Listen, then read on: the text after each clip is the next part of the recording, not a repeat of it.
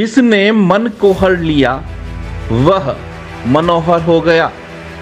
भगवान कृष्ण का एक उपनाम यह भी रहा है।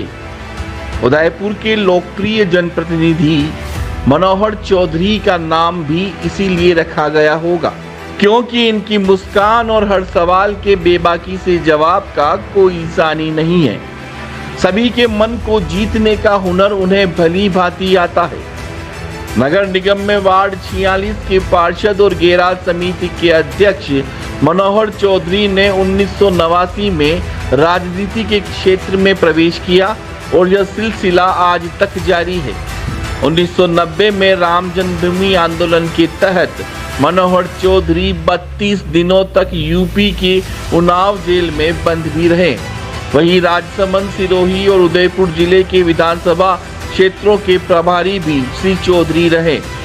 ओबीसी वोट बैंक की ताकत को लिए मनोहर चौधरी उदयपुर शहर में इस बार भाजपा से दावेदारी कर रहे हैं।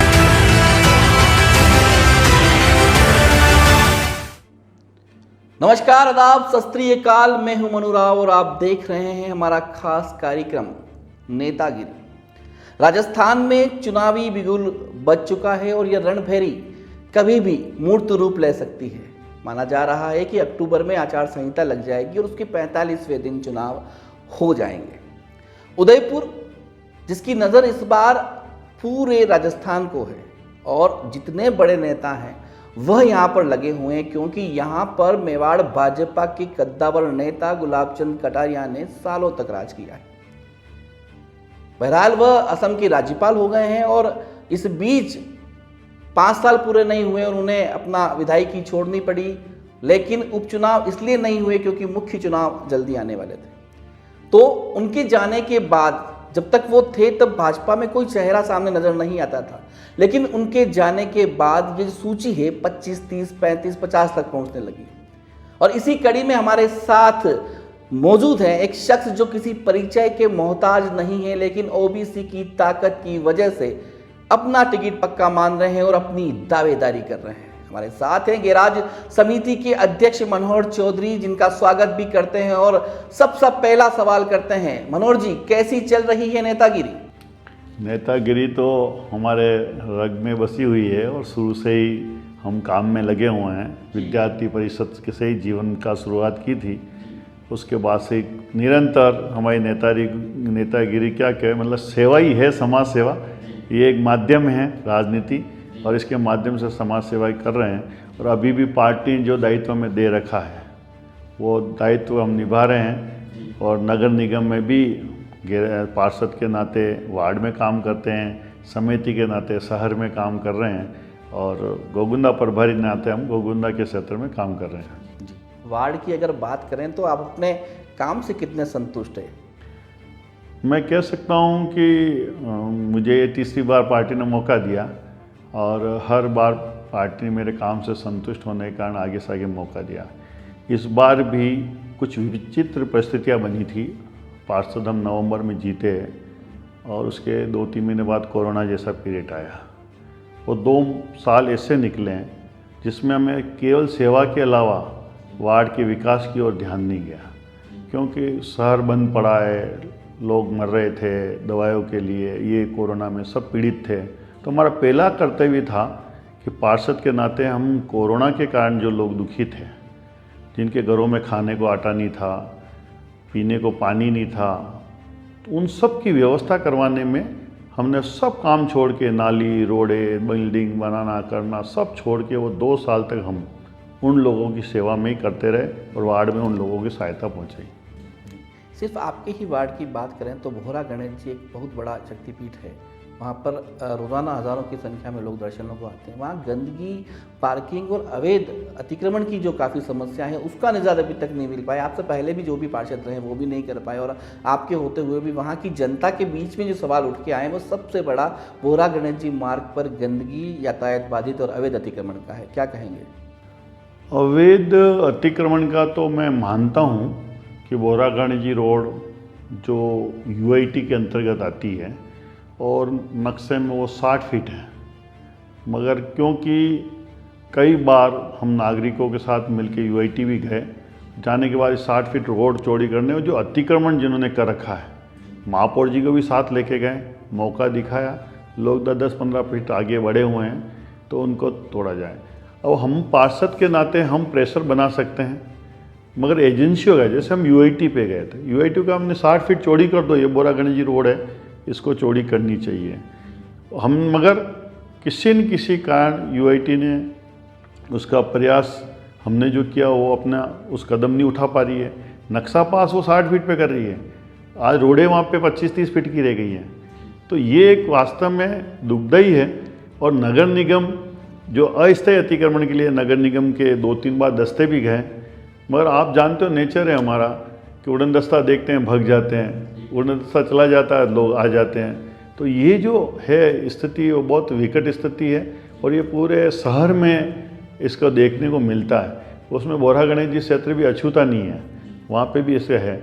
सफाई वाली बात में मैं आपको कह सकता हूँ, मैं नहीं जानता पिछले पार्षदों ने क्या किया, पर आज के समय में अगर संपूर्ण वार्ड को देखा जाए तो बहुत तो संतोषजनक रिजल्ट हैं।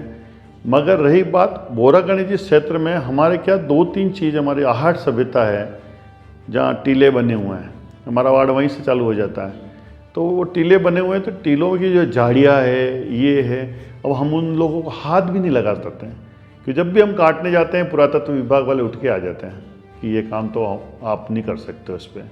तो ये मन में एक ठेस रहती है। बाकी मोटा मोटा हमने जो है ये ऑटो चले हैं, उस ऑटो के कारण घर घर से कचरा संग्रहण कर रहे हैं, तो उसके कारण जनता नहीं, आपकी उस समिति में तो मैं आऊँगा, मैं आपके वार्ड की बात कर रहा हूँ कि वार्ड की जो मुख्य समस्या बोरा गणेश जी में कई जगह जलभराव वाली समस्या भी, जो बोरा गणेश जी के मंदिर के पीछे की तरफ वाला जो इलाका है वहाँ भी जलभराव है, सड़कें वहाँ पर पूरी अभी तक बन नहीं पाई है क्योंकि लोगों की शिकायतें हम तक आई और हम जरिया बने हैं आपसे सवाल पूछने का। मनु भाई, आप जो कह रहे हो ये समस्या जब मैं आया था तब थी और आज की तारीख में नहीं है। वहाँ जो बोरा गणेश पीछे की कॉलोनियाँ हैं सभी में रोडें बन चुकी है, नालियाँ है, लाइटें हैं, सफाई है, सभी काम परिपूर्ण। यहाँ तक जो जल भरता था 3-3 महीने तक लोग परेशान रहते थे, घरों में पानी घुसता था। आज आप किसी से भी पूछ लेना कि पिछली 2 बारिश से कोई भी व्यक्ति वहाँ का पानी के भराव से परेशान नहीं है। बोरा गणेश जी मार्ग में 3 महीने तक पानी रहता था, आज एक बूंद भी पानी रोड पे नहीं रहता है।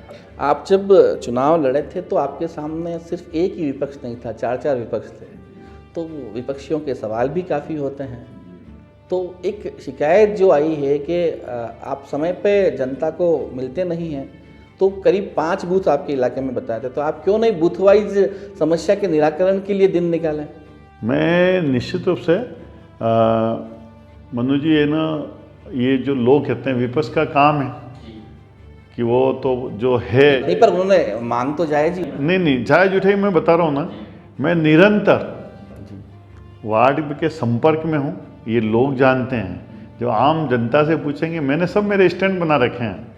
मैं बोरा गणेश जी चौराहे पे जाता हूँ तो किराना वाले के यहाँ मैंने बैठता हूँ मैं, लोग सब जानते हैं, मनोहर चौधरी यहाँ के बैठते हैं, कोई भी काम होता है वहाँ लोग संपर्क करते हैं। मैं यूनिवर्सिटी रोड पे मेरा ठिकाना है, मेरे सुंदरवास में मेरा ठिकाना। मैं किसी के घर में बैठना पसंद करता ही नहीं हूँ, मैं रोड पे बैठता हूँ, चौंतरी पे बैठता हूँ। और आज भी मिलने जैसा, अब कई बार क्या होता है मनु भाई, हम क्षेत्र में दौरा करते हैं, कोई व्यक्ति अपने बिजनेस में चला जाता है, कोई नौकरी पे चला जाता है, पीछे से हम अपनी स्कूटी लेके पहुँचते हैं और घूम के निकलते, समस्या दे के निकलता, और वो बंदा अगर हमें मिलता ही नहीं है तो फिर वो ये कहता है कि आप आते ही नहीं हो। और फिर मैं उनको कहता हूँ आपके पड़ोसी को पूछो, आपकी पत्नी को पूछो कि मैं इस क्षेत्र में क्यों, वो मिला ही नहीं मेरे से। वो जब तक वो नहीं मिलता है ना तब वो सोचता है पार्षद आता ही नहीं है। अब पार्षद तो आता है। मतलब आपने हर सवाल करने वाले से पड़ोसी से साठ-गांठ कर रखी है? नहीं बेदी, कारण मैं आपको बहुत प्रैक्टिकल कारण, ये मेरे ही अकेले का नहीं, सब पार्षदों का है कि जब पार्षद दौरा करता तो जो देखता वो तो जानता आया है। कुल मिला के कोरोना काल को छोड़ दिया जाए तो आप अपने पार्षद के कार्यकाल से संतुष्ट हैं, मान सकते हैं? बिल्कुल, मैं पार्षद के कार्यकाल से संतुष्ट हूँ। मेरे वार्ड में 5 करोड़ के कार्य हुए हैं, डेवलपमेंट के, रोडे वगैरह। आज की टाइम में मैं कह सकता हूँ कि 90% मेरे वार्ड की सभी रोडे एकदम बढ़िया है। 10% के लिए अभी जो वर्क ऑर्डर हो गए हैं वो 1-2 महीने में वो रोडें बन जाएगी। तो परिपूर्ण रूप से विकास के काम में कुछ नहीं है। स्कूलों के लिए मैंने 2 कमरे बनवाए हैं, टाइल्सें लगवाई है, हॉस्पिटल के लिए मैंने वो एक हॉल बनाने का टेंडर हुआ है, वो किया है। फिर सबसे बड़ी मनु भाई जो हमने बड़ा काम किया हमारे यहाँ, सिटी बस पूरे शहर में हमने चला दी थी। तो हमारे को वार्ड के लोग कहते थे कि हमारे यहाँ बोरा गणेश जी क्षेत्र को क्यों सिटी बस से वंचित किया गया है, जबकि सबसे ज़्यादा लोग दर्शन करने शहर में आते हैं। उसको भी पहली बार उस मांग को पूरी करते हुए हमने बोरा गणेश जी क्षेत्र में सिटी बस चलाई और आज उसका भरपूर लोग फायदा उठा रहे हैं। वही बोरा गणेश तिराहे पे शौचालय का भी काफ़ी विरोध हुआ था, उस पर भी शायद हमारे जनता दरबार में भी ये सवाल उठे थे, तो काफ़ी उसका कोई निस्तारण नहीं हो पाया क्योंकि पार्किंग स्थल भी नहीं है, वहाँ पे मंदिर है। तो इस बीच में ये इस व्यवस्था को कहीं दूसरी जगह शिफ्ट नहीं किया जा सकता है? जनता दरबार में मैं था स्वयं, और लोगों ने, कुछ लोगों ने कहा भाई कि जो लोग वहाँ उस क्षेत्र के रहने वाले नहीं थे, उन्होंने कहा ये बाथरूम गलत है। मैं बनते ही मैं एक जेसीबी लेके सबसे पहले मनु भाई वहाँ पहुँचा था, मैं कि इसको बाथरूम को हटा ही देते, सबकी इतनी इच्छा है। और वहाँ के आसपास के जितने व्यापारी हैं सभी लोग इकट्ठे हुए हैं। उन्होंने कहा भाई हम जाएंगे कहाँ, मंदिर के सामने बाथरूम था, आपने हटवा दिया क्योंकि यहाँ मंदिर है बोरा गणेश जी का, यहाँ बाथरूम नहीं चाहिए, वो आपने हटवा दिया। अब मंदिर से हम 200 मीटर दूर चौराहा है, वहाँ बना हुआ है, तो वहाँ पे फिर व्यापारी कहाँ जाएगा? तो मेरा कभी कभी सोच होती है कि एक व्यक्ति को संतुष्ट करने से बनिस्पत 100 संतुष्ट हो, वो काम पहले करना। तो हमने उसके लिए बहुत प्रयास कर रहे हैं कि ज़मीन का टुकड़ा बन जाए, मिल जाए। तो वहाँ पे मैंने प्रस्ताव भी ले रखा है कि मुसुक की एक बहुत बड़ी स्टेचू जो देश में कहीं पे भी नहीं होगी, कि बोरा गणेश जी का वाहन जो है, बहुत अच्छा सुझाव है। तो वो मुसुक का मैंने प्रस्ताव लिया।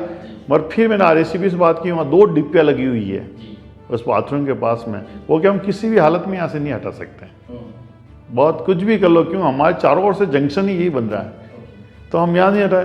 तो ये सब प्रक्रिया में जब हुआ और सामना हुआ, तो फिर व्यापारियों को भी देखते हुए, लोग जो आते हैं बोरा गणेश जी दर्शन करने, कई लोगों को बाथरूम की समस्या होती है, आसपास एक बाथरूम नहीं है 2-4 किलोमीटर तक, तो उनके लिए भी बहुत ज़रूरी है। तो ये सब चीज़ देखते हुए जब, और अभी तक मैंने कई बार देखा मैं, क्यों ये डेवलपमेंट एरिया है, 1 इंच ज़मीन खाली पड़ी हुई नहीं मिली, तो हम जहाँ बना सकें इसको, तो इसलिए ये स्टैंड है, हम कोशिश करते हैं उसको साफ़ सुथरा रखने की। चलिए अगले सवाल की तरफ जाते हैं। मनोहर जी ने एक बहुत अच्छा सुझाव इनके दिमाग में है कि बोरा गणेश जी मार्ग पर अगर शौचालय हट के मूषक तिराहा हो जाए तो कितना अच्छा होगा, और लोगों के लिए देखने का एक अच्छा स्थान भी हो जाएगा और सुंदर भी लगेगा। अगला सवाल मनोहर जी आपसे, गैराज समिति के आप अध्यक्ष हैं और ये समिति हमेशा घोटालों में अव्वल रही है, मीडिया में भी कई बार आया और कई बार ऐसे खुलासे हुए हैं, तो आप कितनी ईमानदारी से आपने काम किया, अपनी ईमानदारी स्पष्ट कैसे करेंगे? मनु भाई, मैं सोचता हूँ कि पहली बात मेरी ईमानदारी पे मैं लोगों को चैलेंज हमेशा ही देता आया। मैं फर्स्ट टाइम किरण जी के टाइम पार्षद था, विद्युत समिति का अध्यक्ष था, युधिष्ठिर जी के टाइम में था, मैं आज तीसरी बार पार्षद हूँ। अगर मैं बेईमान होता तो पार्टी मेरे को बार बार टिकट नहीं देती। नंबर 2 कि ये जो बोर्ड है ना, इस बोर्ड में महत्वाकांक्षा बहुत भरी हुई थी, एक दूसरे को नीचे गिराने में अपने ही लोग काम कर रहे थे, उसके कारण। बाकी मैं आज भी चैलेंज देता हूँ और आपके चैनल के माध्यम से चैलेंज देता हूँ, मनोहर चौधरी के ऊपर एक दाग बता देना भ्रष्टाचार का, हमेशा लेके राजनीति छोड़ के घर चला जाऊँगा। मुझे कभी भी इस, अगर हमने रही बात ये भ्रष्टाचार के आरोप लगे, ये लगे, मैं एक चीज़ बताता हूँ कि आज एक कांड हुआ था मोटरसाइकिल वाला, है ना, डंपर पे गाड़ी। मैंने जब ये बात उठी तो मेरे खुद दिमाग खराब हुआ कि क्यों, उस समय मैं राजसमंद विधानसभा का सह प्रभारी था, तो वहाँ काम कर रहा था। मैंने कहा ये क्या हो गया, मेरे को ये ध्यान था कि ये टेंडर हमने किया है, मगर इसकी संपूर्ण व्यवस्था महापौर जी ने स्वास्थ्य समिति को संभाला दी है, और उन्होंने कहा कि इसका प्रमाणीकरण का काम स्वास्थ्य विभाग करेगा और स्वास्थ्य विभाग के इंस्पेक्टर करेंगे, वो बिल पे साइन करके भेजेंगे, वो लॉगबुक को प्रमाणित करेंगे, तो ही गैराज वाले इसका बिल बनाएंगे। जब ये चीज़ आई पकड़ में आने के बाद में महापौर ने कमेटी बनाई, जिसमें आयुक्त भी थे, महापौर जी भी थे और अकाउंट के अफसर तलदार जी भी थे। कमेटी बनाई, जांच हुई, जांच में पाया कि जो मोटरसाइकिल के नंबर को वेरीफाई किसने किया, कि स्वास्थ्य के इंस्पेक्टर लोगों ने वेरीफाई किया। और वहाँ से वेरीफाई हो के अगर वो डायरी हमारे गैराज में आके अधीक्षक के पास जाती है, फिर वो बिल बनाते हैं। तो आज मनु वही, अगर मान लो आप ही लो, आपके यहाँ से किसी को बेस्ट नहीं, बात वो सारी बातें मान ली, लेकिन आपकी ही समिति में घोटाले होते हैं, उनका खुलासा होता है और अध्यक्ष कुछ नहीं कर पाता। मैं क्यों, इसमें मैं आपको इसी क्रम में आगे बढ़ रहा था मैं, कि जांच हुई, जांच में ऑटो इंस्पेक्टर दोषी हुए हैं, है ना। और लापरवाही के हिसाब से गैराज के अध्यक्ष को कह भाई आपने क्यों नहीं इनके ऊपर कंट्रोल रखा। ऐसे करके इन्होंने एक नोट शीट तैयार किया। हमने बोर्ड में बताया कि जितने अधिकारी दोषी है क्यों ना सस्पेंड करो उनको। हमने बोर्ड में भी बोला, हमने समितियों में भी बोला, हमने सब जगह बोला, मगर किस कारण ये इनको किसने बचाया ये मुझे पता नहीं। नहीं, ऑटो टिपर आपके खुद के जो हैं वो नहीं चलते हैं, ठेके पे ले लिए जाते हैं। एक शख्स का इतना पावर है वहाँ पे कि वो इतने सालों से यहाँ पे मौजूद है, उसके बाद में वो रिटायर हो गया तो उसके बच्चे का यहाँ पे ठेका चल रहा है, जो सिर्फ एक दिन के लाइसेंस में बन जाता है। और आप कह रहे हैं गैराज समिति में मतलब आपने पूरी ईमानदारी से काम किया, तो ये सब बिना अध्यक्ष की मंजूरी की ये सब कैसे हो रहा है? इसका भी मैं जवाब देता हूँ कि जहाँ ये टेंडर हुआ ना तो गैराज समिति ने किया, ये काम स्वास्थ्य शाखा कर रही है। मेरे यहाँ हुआ होता और जो एक दिन पहले रिटायर्ड हुआ हो या एक महीने पहले रिटायर्ड हुआ हो, उसके बच्चे के टेंडर हो रहे हैं, उसमें शर्तें, ये सब आप बता रहे हो। गैराज, गाड़ी का मतलब लोग गैराज समझते हैं, जबकि मैं आपको बता दूं कि गाड़ी का मतलब गैराज नहीं है। हमारी जितनी गाड़ियाँ चल रही है उसमें से 60% गाड़ियों का काम आजकल स्वास्थ्य शाखा देख रही है। तो क्योंकि फिर आप और लोगों को नहीं, आप अध्यक्ष क्यों हैं? अगर मान लो आप इतने समय से समिति पार्षद रहे हैं, समिति अध्यक्ष भी रहे हैं आप, और जब आपकी समिति ही उस ताकत से काम नहीं कर पा रही है, तो फिर आपका अध्यक्ष होने का उचित ही नहीं है ना। नहीं मनु जी, एक बात है, हमारे यहाँ क्या महापौर सबसे पावरफुल होता है, और महापौर को लगता है कि मुझे ये पावर इस समिति से हटा के इस समिति को देना चाहिए, वो दे देते हैं। आपको लगता है महापौर पावरफुल है? ऐसा जो शक्तियाँ दे रखी है उसके साथ तो बहुत पावरफुल होता है वन में। अब वो अपने अधिकार का कितना प्रयोग कर पाते हैं ये तो मुझे पता नहीं है। भाई हमारी नज़रों में महापौर जी से मीडिया जब भी मिलने जाता है या आम जनता कभी, तो वो सीधे ही उप महापौर जी के पास भेज देती है। तो मुझे तो नहीं लगता कि आपके महापौर ताकतवर हैं जिस हिसाब से आप कह रहे हैं। मैं ये कह सकता हूँ बहुत इंटेलिजेंट है वो, आखिर चीफ इंजीनियर हैं, पढ़े लिखे हैं, और हम और आप, मेरे को भी 3.5 साल का ये अनुभव हो गया कि उनको जितना लोग सज्जन समझते हैं वो सज्जन नहीं है, वो बहुत चतुर और चाणक्य है। क्या वो हमेशा बहुत चतुराई से काम करते हैं, चाणक्य बुद्धि पूरी उनमें है। और ये जरूर राजनीति का जो अनुभव है वो उनका कम है, मगर मैं ये कह सकता हूँ कि लोग उनको सहज और सरल मानते हैं, मगर वो बहुत इंटेलिजेंट है।